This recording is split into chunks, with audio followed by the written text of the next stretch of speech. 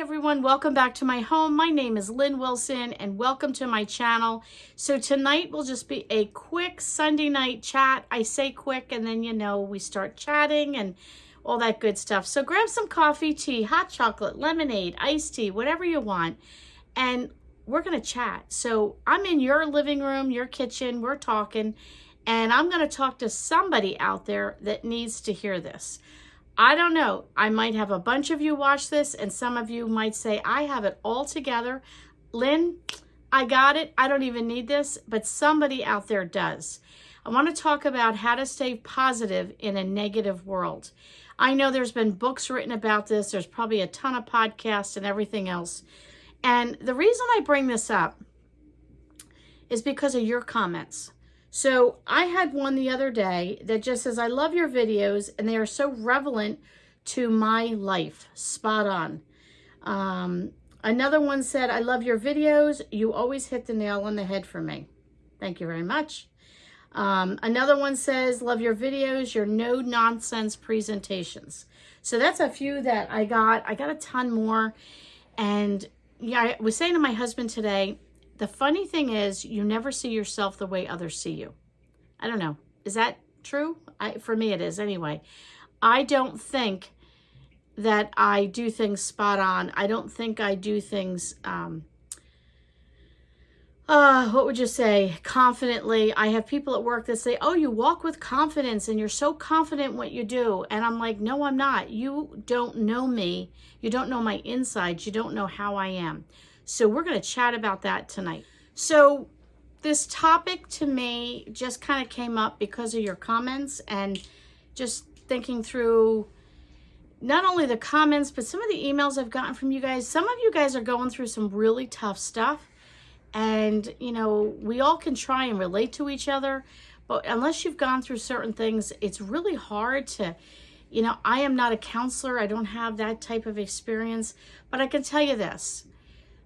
Growing up, we all have a past. And, everybody says, well, when I was a kid, yeah, I get it. I was a kid too. There are things you can look at me and say, oh, I've got a wonderful husband. I have people asking if they can borrow my husband because he is so wonderful. Laugh out loud. But he's sitting over here smiling. But I have a wonderful husband. I have great kids. I have a terrific church. We were there today for worship. It was absolutely wonderful. I have a wonderful job. I love my coworkers. Hello, Carrie Ann. I know you watch my videos. And I have good sisters. I had great parents. I've been blessed. I have been blessed. But you know what? No matter, even in the most perfect looking situation, there's a story behind a face. And growing up, I dealt with some stuff that my husband doesn't know about, my kids don't know about. They know some. And I had some experiences and situations that I was presented with at a young age, younger than I should have been, let's say adult style situations that I had to cope with as a kid. And I guess the Lord just really blessed me with a survival type of personality that even as a kid, I was little, like under 8 years old probably in some of these instances that I can remember, thinking to myself, this is not right. This shouldn't be. And how do I get out of it? How do I survive it? How do I get through it? Now, I might not have put it in those words when I was younger, but looking back, that's the type of thought process I went through. And some of it was just things that it was a momentary thing that I needed to sort of distract myself from to get through that moment to the next day or so on and so forth. And I've told my husband and my kids, I love Lucy. I Love Lucy became one of the shows when I was a kid that was on a regular basis on TV. And I watched it a lot because it was fun and it was happy. And it was light. It was lighthearted. It wasn't anything traumatic. And there are other types of shows like that I watched. And I think Christmas became such a fantasy world. A lot of people go to Disney. I know a family that they get seasons passes. They live here in New Jersey, and they're at Disney like every couple weeks. They have all these special what, I don't even know. I don't go to Disney, but they've, earned all these perks that they can go repeatedly. They bring their 4 kids there. It's all about Disney. They love it. And I can relate in the sense that, maybe that's their out. I guess that's a good way of saying it. You need an out. And for me, my one side of the family are very negative people. If you asked them that, if you told them that, they would deny it. They'd be like, no, we're not. But no matter how beautiful the weather is, it's always terrible. No matter how wonderful things are in life, they find the other side of it. The other side of the family, I'm just realizing I have TV on over there. I think it's Jamarelle Stewart back there on my TV. Look at that. I have on mute. So that's one of my favorite YouTubers. And the other side is there's a thread of, what would you say, Graham? Depression, a dark side, right? A dark side that runs through that side of the family. We've had suicide. We have people with severe depression.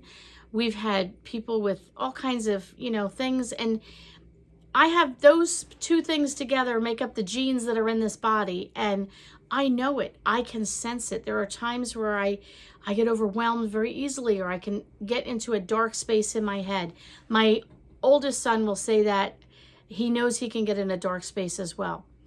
And my husband suffers from depression. Now, it's funny because my oldest son will joke and say he's the real Batman. He's a Batman fan, and he is the real Batman. And he likes the dark. He likes blinds closed. He likes the house darker. And I'm the same way. I like all the lights out. I like it dark and quiet. And my husband, because he's in the house all the time, because of his disability, and because he can suffer from depression, every light in the house is on. And it could be the sunniest day and the sun is beaming and every light is still on in the house, and I'm going and I'm flicking all the lights out. So we have to, compromise a little. The room he's in, he can have all the lights on. The room I'm in, I want it dark and quiet. And that's okay. But I wanted to tell you that you're not alone. If you tend to suffer from a dark side and depression or negativity and all that, I just want to let you know you're not alone. I get it. And I think for me, I've had to find ways to keep my hands busy and my mind busy, and my mind so busy in either reading something, listening to praise and worship, listening to Jamarelle Stewart, or somebody like that that's very uplifting on YouTube, to keep myself in a positive frame of mind. I've had people tell me that, you always look on the positive side. Well, here's how I would say it. It could be thundering outside and pouring rain and really dark and dismal. And somebody would be like in the store, oh, it's so dark and dismal, and it's this and it's that. And I turn around because I know if I agree with them, I will find my headspace going where it shouldn't. I will purposely say, you know what though?